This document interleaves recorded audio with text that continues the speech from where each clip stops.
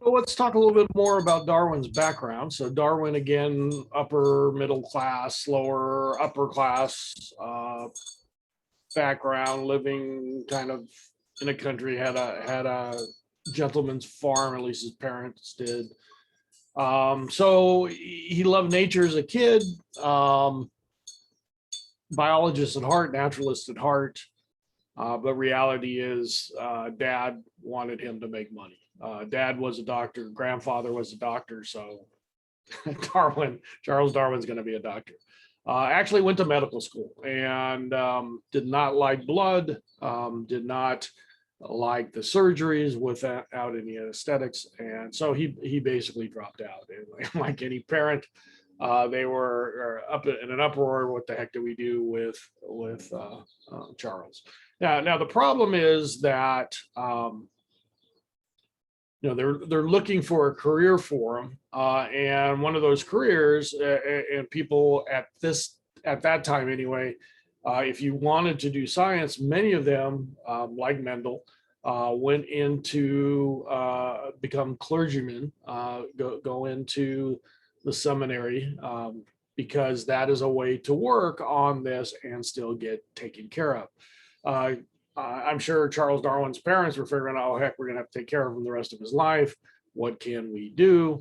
And so at that time, clergymen were basically given a place to live on the church grounds, and then they also were taken care of by the people of that parish or church or whatever you want to call it. So that was kind of the concept where he was going. Now, I will tell you that Darwin was never actually ordained. He never he finished school, but he never actually finished becoming a person of the cloth. What he ended up doing instead is going on a vacation. It really wasn't a vacation.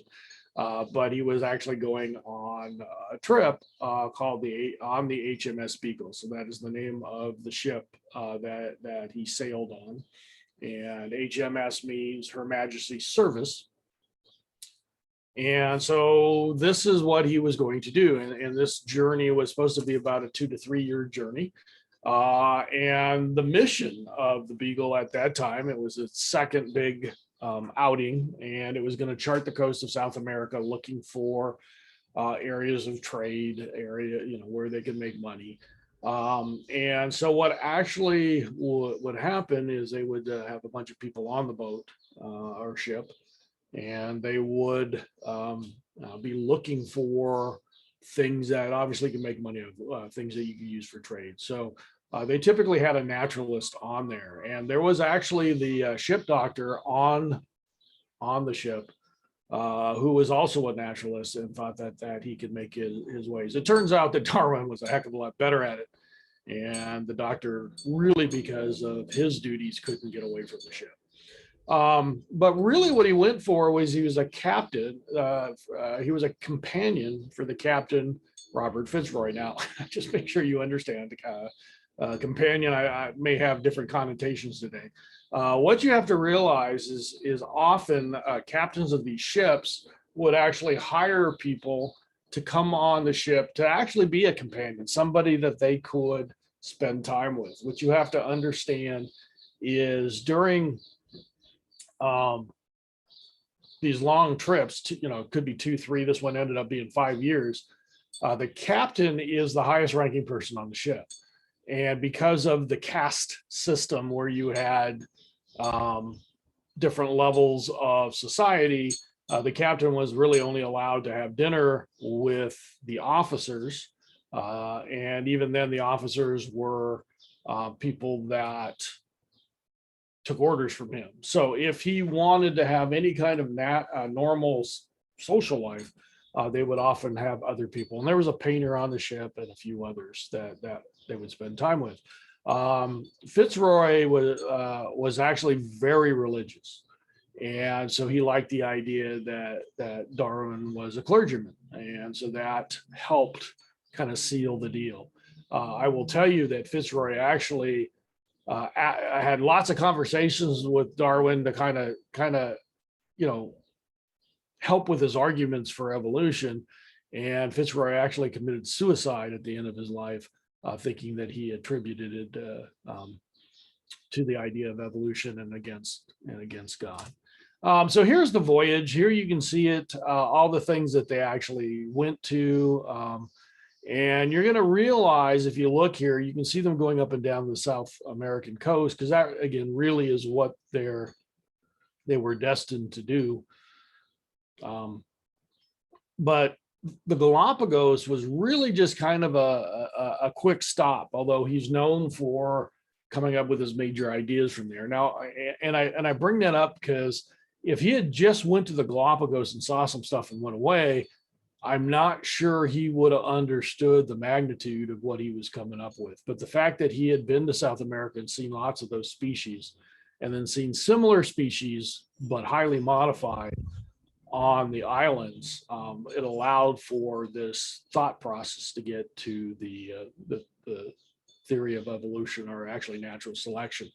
They had spent some time in Chile, and there was actually an earthquake. So that was the first earthquake he'd ever experienced. He saw the Alps, not the Alps, he saw the Andes mountains, and how geology could really make a difference.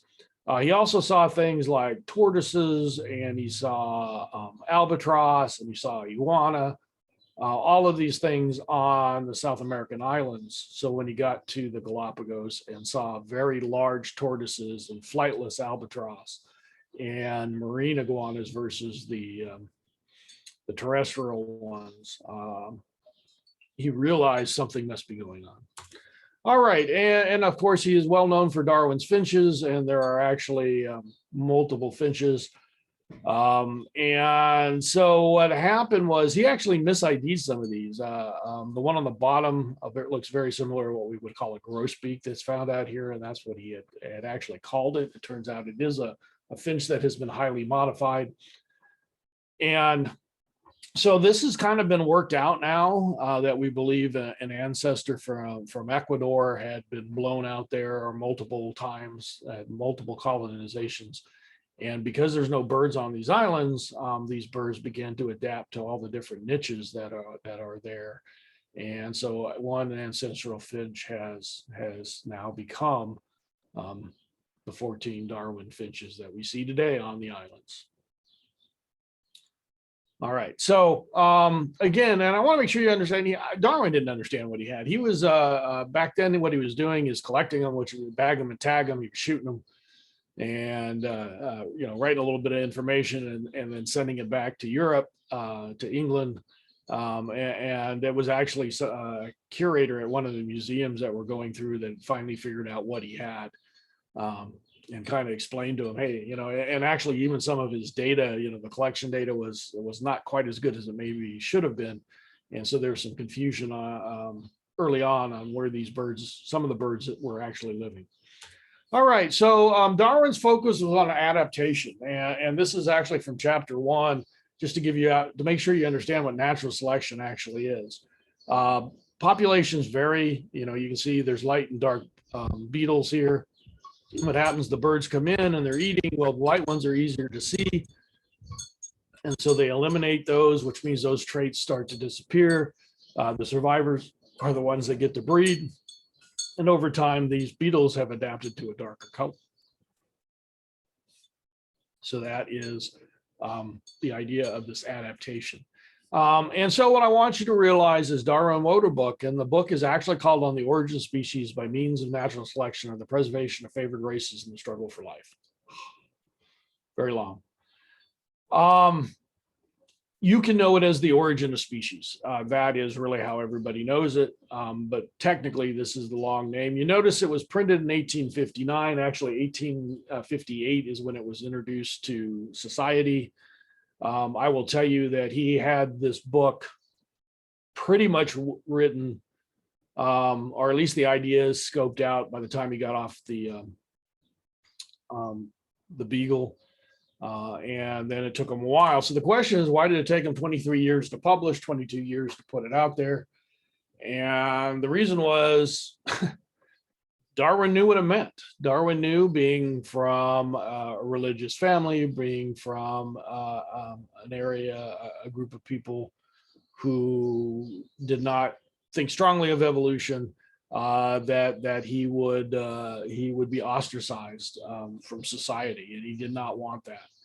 And so he was real hesitant to put this information out. What he ended up doing was spending lots and lots of time trying to come up with all the nuts and bolts of details and arguments for his idea, which took him about 22 years. And there's lots of controversy on what he was trying to do. It seems like he was trying to make the perfect argument so nobody could fight him on it. But by doing that, it also meant that he might lose credit. And this is a picture. Now, this picture did not come out after The Origin of Species, but he's written other books, and one on human evolution. And when that came out, this was actually what was printed in the paper, a picture of him. And so he knew how bad it was. He also had told his wife that if I die, publish. He pretty much didn't care anymore. And so what really got him to publish, and I do want you to know this, is Darwin's rival, Alfred Wallace. This was a younger man working in the Malay archipelago. And if you go back to the map, you can see that's kind of right here. So this is where Wallace was working. He came up with the same idea that Darwin did, pretty much the same. Now, what Darwin had been putting in this book, hundreds of pages, Alfred Wallace had kind of written out an essay in 4 or 5. And so what happened is Wallace was, showing his friends like these guys would do in the day. They didn't really have ways of publishing like we do today. It was usually given off at some society talk once a year. And then often somebody had to pay to publish. You had to find somebody to pay to publish your books. And so with this one, what we're looking at is Wallace wrote this article and was friends with Lyell. And Lyell had warned Darwin that somebody, if he doesn't get to it and put that idea out, somebody's going to come up with it before him. And that's almost what happened. Wallace actually told Lyell about it. Lyell said, hey, I think Charles Darwin's working on something very similar. Maybe you should show him that paper. And so Wallace did send it to Darwin, and Darwin, in shock, thought, oh, this is it. So that pushed him to publish. And what I do want you to realize is, so when that talk was given, it was actually done on Wallace's paper and then excerpts from the book that Charles Darwin was writing. And so Darwin shared credit at the time with Wallace. And we don't really know what happened. Like Darwin wrote lots of letters, and they've gone through it. And there's 2 speculations on why Darwin actually shared credit with Wallace. It could have been recognizing that there's another scientist that came up with the same idea, and out of respect, we should share the role, which a lot of people who like Darwin, I guess, hope that's the reason. But the other reason was some people thought that because Darwin really knew what kind of controversy this would set off, and maybe it's better to have somebody else to help take some of the blame. And so we really don't know what was going through Charles Darwin's head at the time on which idea, and maybe both, who knows. But anyway, so what you need to know is when Darwin came out with the book, he pretty much published and walked away from it. He was working on other books. He's the expert on barnacles. He wrote this big, huge, massive tombs, couple of volumes of barnacles of the world. Very minute detail. So over those 20 years, he was working on stuff, but he didn't really support the book. He was not the one arguing. It was a friend of his, Thomas Huxley, and Lyell, that were really pushing the book forward. Darwin had pretty much published it and kind of almost walked away from it because, again, he knew the controversy that it would start. So we'll stop the recording.